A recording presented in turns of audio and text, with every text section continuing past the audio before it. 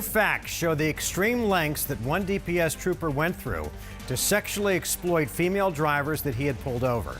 Tremaine Jackson faces a possible 61 counts of sexual abuse, kidnapping, and harassment. He's accused of trying to bargain with women he held at traffic stops, offering to give them breaks in exchange for sexual favors.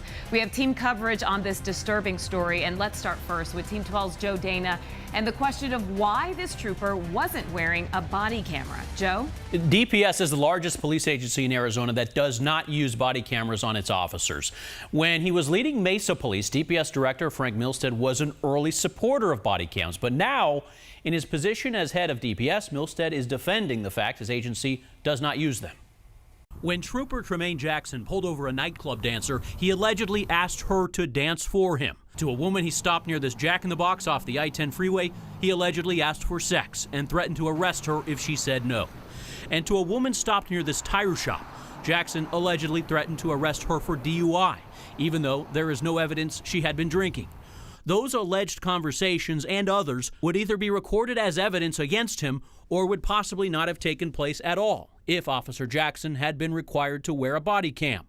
When asked whether body cams could prevent such incidents, DPS Director Frank Milstead was not convinced. The cameras can be manipulated to some degree that would allow people to do other inappropriate things.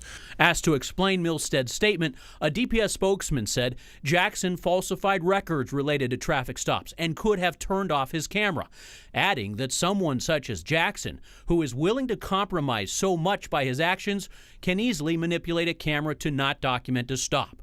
Dr. Michael White, who studies the effect of body cameras, tells 12 News, "I don't necessarily agree with that. Certainly an officer can turn off a camera, mute audio, or fail to turn it on in the first place. The way you deal with that is supervision and a solid auditing process."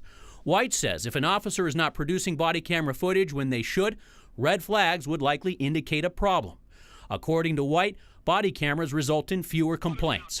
In 26 studies on body camera use around the country, 20 showed substantial or significant reductions in citizen complaints. Dr. White says one of the arguments against adoption of body cameras for agencies like DPS is that dashboard cameras work just as well. With a state highway patrol organization, a lot of the movement happens around the patrol vehicle, so the patrol cameras are effective. DPS does use dash cameras. Joe Dana, 12 News. All right, Joe, thank you.